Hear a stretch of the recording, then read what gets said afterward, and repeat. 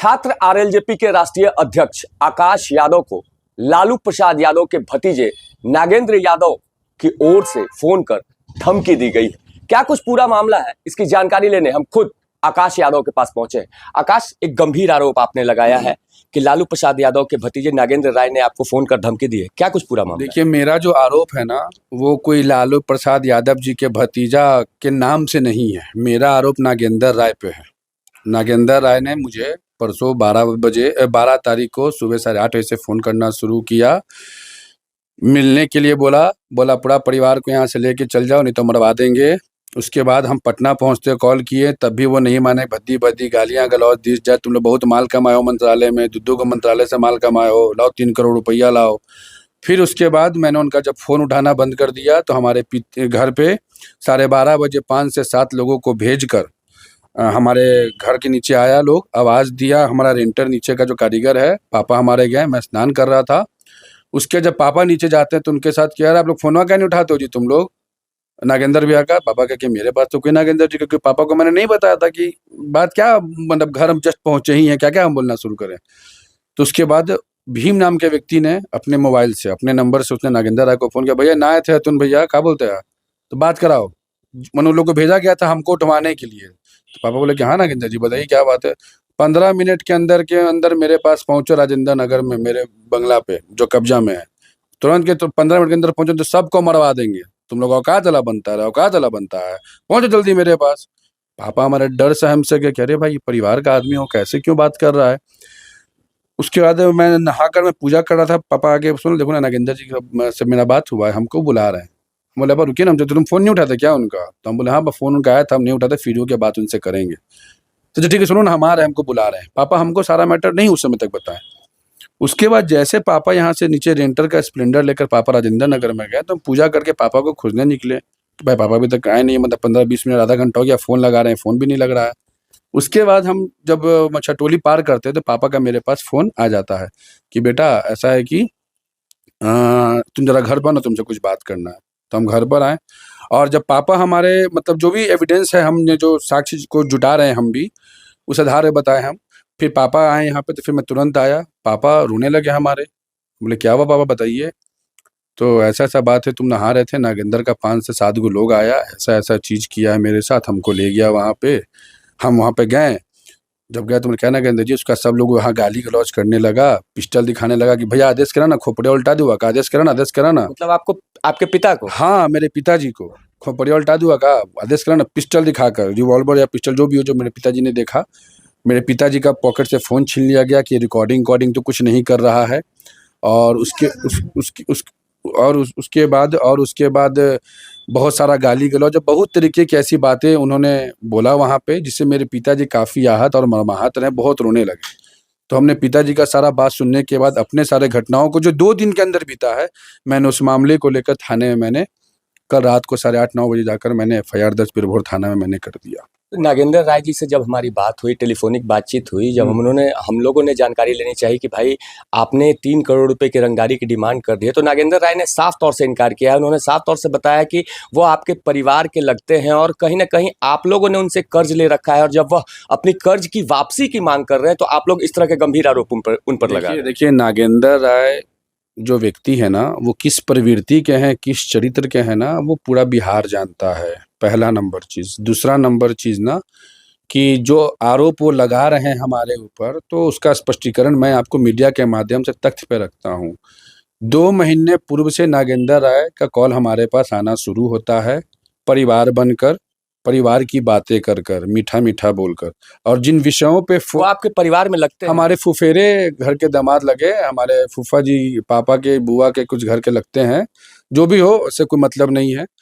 तो 2 महीने पूर्व में उनकी कॉल हमारे पास आई, और कॉल का वजह क्या रहा वो नागेंद्र राय अगर बोल देंगे तो ज़्यादा मजा आएगा, नहीं तो मैं तो बैठा ही हूँ, मैं तो फिर खोलूंगा ही, मुझे देर थोड़ी ना लगेगा।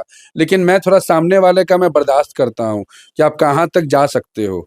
मेरा एक बात बताइएगा नीरज भैया, मैं आपसे पूछता हूँ कि आपका पहला चीज़ कि 2 महीने पूर्व नागेंद्र राय से हमारी बातचीत फ़ोन पे शुरू हुई, उसके बंगले पे भी मैं 1-2 बार गया, उसके बुलाहट पे मैं गया, परिवार के नाते मैं गया। तो मैं तो परिवार के नाते आपके हर चीज़ों को मैं सुन रहा था, बर्दाश्त कर रहा था।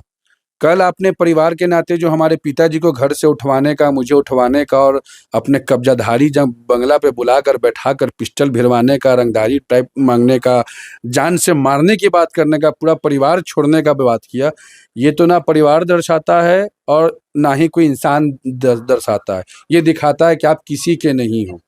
तो उनका जो भी आरोप है ना, उस सबका जवाब हमारे पास लॉजिकल है।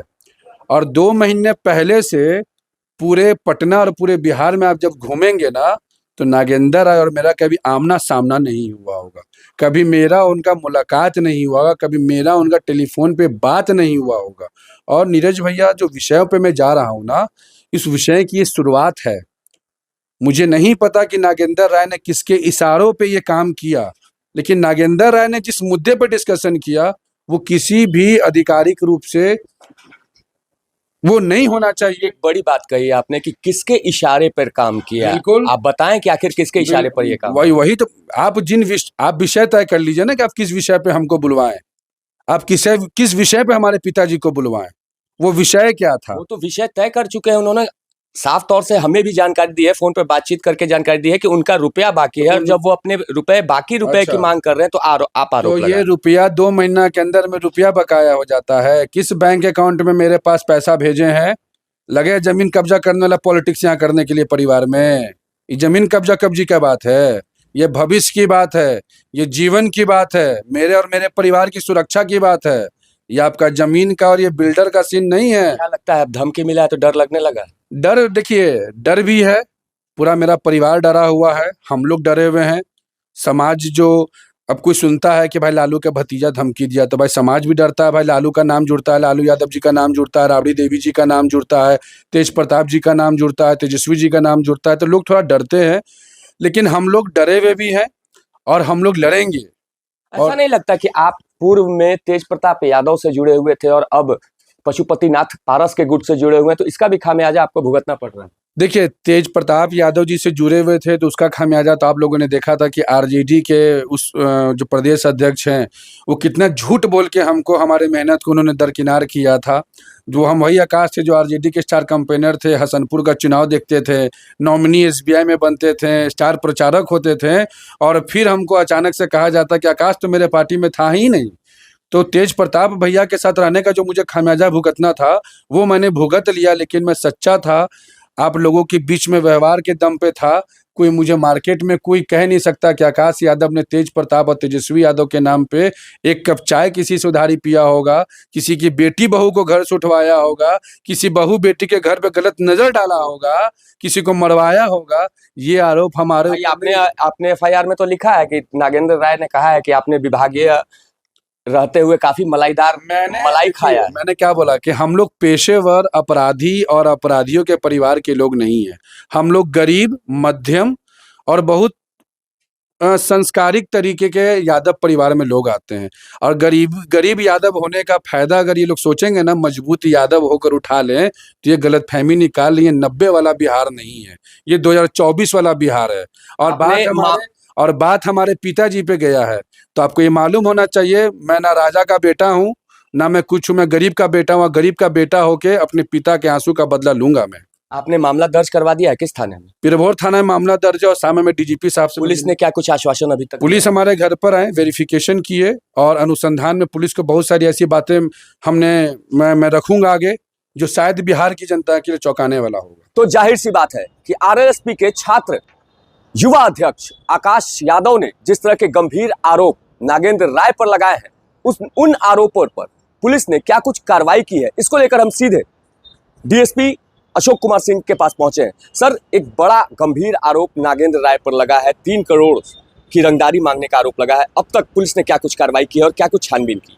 हाँ, जैसे कि सूचना आकाश गौरव के द्वारा पिरभोर थाने पर दिया गया है, सूचना का तत्काल सत्यापन किया गया थानाध्यक्ष के द्वारा, और जांच पड़ताल एवं अनुसंधान के पश्चात यह बात सामने आ रही है कि आकाश गौरव की यहाँ इनकी जो बहन है उनकी शादी का बात चल रहा था नागेंद्र राय के रिश्तेदार के यहाँ, और शादी नहीं होने को लेकर के क्षुब्ध होकर के इन्होंने इस तरह का सूचना थाना में दर्ज करवाया है। और रंगदारी की बात की पुष्टि प्रथम दृष्टया इसमें नहीं हो रही है, वैसी कोई बात भी नहीं है। 3 करोड़ रंगदारी की बात लगता है कि ये पूरी तरह गलत है। आपने जिस तरह से बताया कि शादी ब्याह का कोई मैटर था और उसको लेकर आकाश यादव ने एक गंभीर आरोप नागेंद्र यादव पर लगाए हैं, क्या कुछ है वो? हाँ, इसमें शादी ब्याह का ही मैटर है, प्रेम प्रसंग का मामला है। नागेंद्र राय के रिश्तेदार के यहाँ शादी का बात चल रहा था, आकाश गौरव के यहाँ की लड़की है और इनका बात चल रहा था, पहले से प्रेम प्रसंग भी था, परंतु नागेंद्र राय के जो रिश्तेदार हैं वे शादी करना नहीं चाहते हैं और शादी नहीं करने को लेकर के उनके द्वारा यह दबाव दिया जा रहा है नागेंद्र राय एवं उनके सहकर्मियों के द्वारा कि आप किनारे हो जाओ, शादी मत करो, और वही बात को लेकर के दबाव बनाया जा रहा होगा। और उसी दबाव को हाईलाइट करने के लिए आकाश गौरव के द्वारा थाने में इस तरह की सूचना, रंगदारी की सूचना दर्ज करवाई गई है, जिससे कि मामला हाईलाइट हो। आकाश ने तो कई तरह के गंभीर आरोप लगाए हैं नागेंद्र यादव पर। साफ तौर से उसने बताया है, खासतौर से न्यूज़ 24 से जब हमने उससे बात की तो उसने कहा कि नागेंद्र राय ने उसके घर पर 5 से 7 गुर्गे भेजे और उन गुर्गों ने उसके पिता को राजेंद्र नगर बुलाया, हथियार का भय दिखाया, जान से मारने की धमकी दी। सभी बिंदुओं पर जांच पड़ताल किया जा रहा है। आकाश गौरव का यह कहना है कि नागेंद्र राय हमको दिनकर गोलंबर के पास बुलवाए थे और वहाँ पर अवैध हथियार का भय भी दिखलाए हैं। सभी बिंदुओं पर जांच पड़ताल की जा रही है, परंतु उस तरह की बात नहीं आ रही है। इसमें शादी ब्याह का ही मामला है।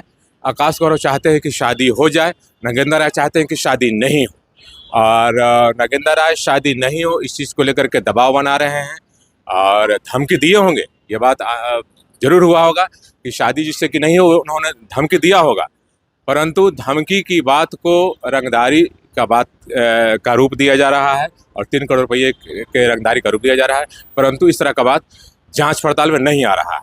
तो जाहिर सी बात है कि डीएसपी अशोक कुमार सिंह ने इस पूरे मामले को स्पष्ट कर दिया। साफ तौर से उन्होंने बताया कि जिस तरह से आरोप आकाश गौरव यानी कि आकाश यादव नागेंद्र राय पर लगा रहे हैं वह पूरी तरह से निराधार है। दरअसल यह पूरा मामला प्रेम प्रसंग से जुड़ा हुआ है और कहीं ना कहीं इसी मामले को लेकर आकाश यादव निराधार आरोप नागेंद्र राय पर लगा रहे हैं। प्रारंभिक छानबीन में यह बातें निकलकर सामने आई है। हालांकि डीएसपी ने साफ कहा है कि हर बिंदु पर फिलहाल जांच जारी है। नीरज त्रिपाठी, न्यूज़ 24, पटना।